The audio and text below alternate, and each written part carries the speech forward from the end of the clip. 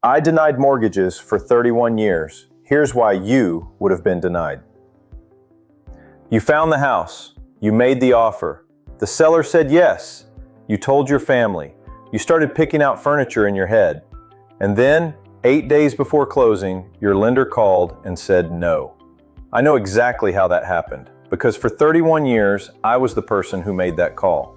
And here's the part that should scare you a little. In most cases, the denial was preventable. The buyer just never knew the rules of a game they were betting their life savings on. Today, I'm giving you the rules.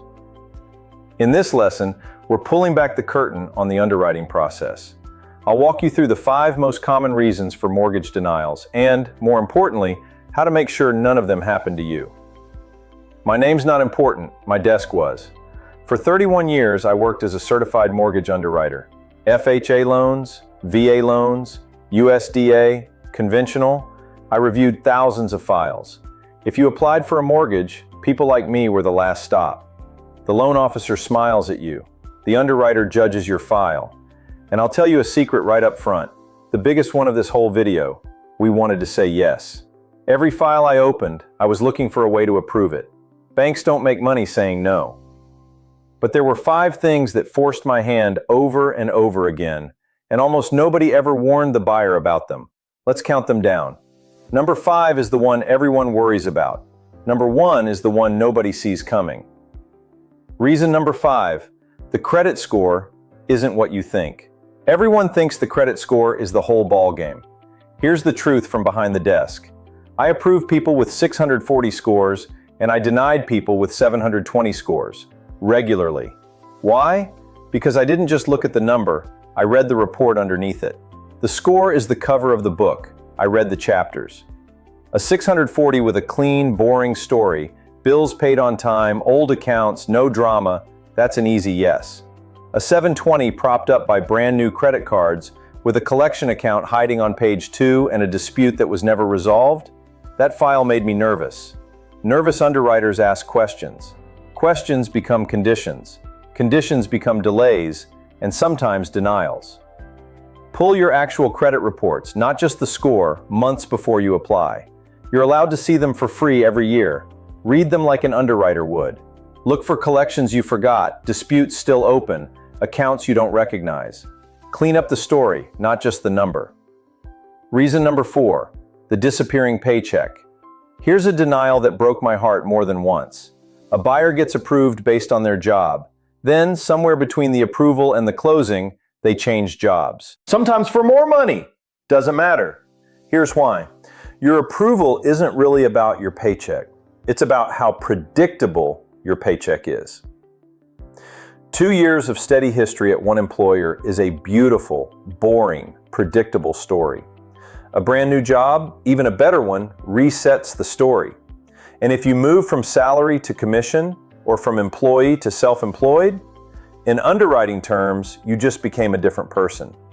We'd often need a year or 2 of history in the new arrangement before we could count that income at all. From the day you start house shopping to the day you get your keys, your job is frozen. Don't quit, don't switch, don't go independent.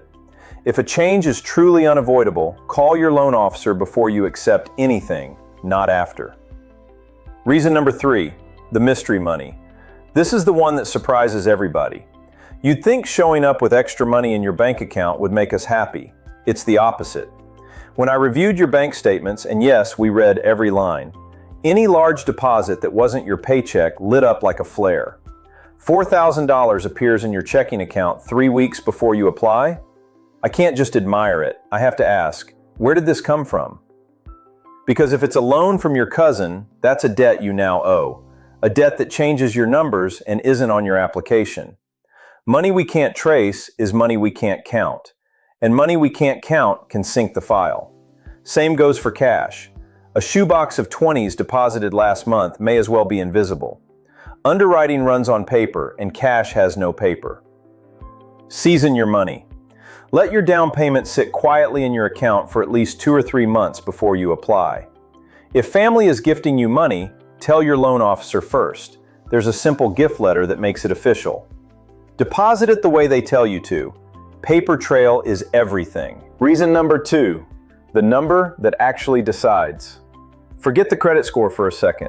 The number that killed more approvals at my desk than any other is one most buyers have never calculated.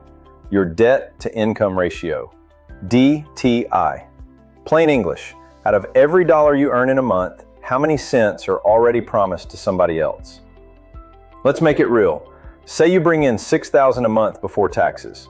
Your car is $500, student loans are $300, card minimums are $200. If the new house payment comes to $1,700, you're at $2,700 out of $6,000. That's 45%. And at my desk, once you drifted much past the mid-40s, the yes got very hard to reach. Here's the trap. Buyers max out what the online calculator says they can afford, then finance a truck the same year. That truck payment didn't just cost you $500 a month. It may have cost you the house. Calculate your own DTI tonight. Paying off a small loan can raise your buying power more than a 50-point credit score jump. That's the math we used. Reason number 1, the finish line fumble. And now the one nobody sees coming because it happens after you think you've won. You're approved. You're 2 weeks from closing and you think, I'm buying a house. I should buy furniture for it. So you open a store credit card, or you finally finance that truck, or you move money between accounts. What almost nobody tells you, we check again. Right before closing, the lender re-pulls your credit and re-verifies your file. That new furniture card, new debt, new credit inquiry, changed DTI. The approval you were celebrating was based on a snapshot, and you just changed the picture. I watched people lose their house over a couch, days before closing. From application to keys in hand, you are financially frozen. No new credit of any kind. No big purchases. No moving money around without telling your loan officer.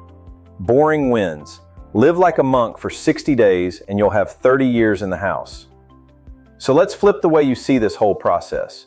You walked in believing the bank is a bouncer trying to keep you out. Now you know the truth. The underwriter is more like a referee who wants you to win, but can only count what's on paper, provable, and predictable. Your entire job as a first-time buyer isn't to be rich or perfect. It's to be boring on paper. Steady job, traceable money, quiet credit, honest numbers. You do that, and people like me will move mountains to get you approved, because that's the part they never tell you. Getting you to yes was the best part of my job. Here's your homework. Pull your free credit reports and calculate your DTI today. Next video, I'm tackling the biggest myth in home buying, the 20% down payment. If you don't want to miss it, subscribe. I'm the Underwriter, and I'll see you at the closing table.